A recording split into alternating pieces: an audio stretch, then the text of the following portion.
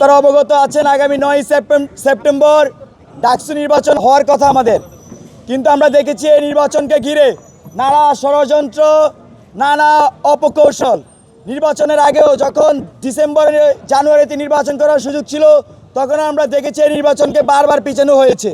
এখনও তফসিল ঘোষণার পর থেকেই আমরা নানা সময় নানা কানে এই ষড়যন্ত্রের কথা শুনি।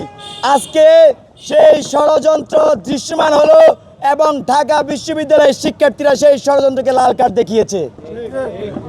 বন্ধুগণ, আপনারা দেখেছেন যে ডাকসুকে বন্ধ করার জন্য হাইকোর্টে রিট করা হয়েছে এবং সেই প্রেক্ষিতে আজকে এত জলঘোলা হয়েছে। ঢাকা বিশ্ববিদ্যালয়ের শিক্ষার্থীরা, প্রার্থীরা, ভোটাররা সবাই এই বিষয়ে একমত। তারা ডাকসু চায় এবং সেটা 9 সেপ্টেম্বর। আমরা যে কোনো মূল্যে ডাকসুকে সফল করবো ইনশাল্লাহ।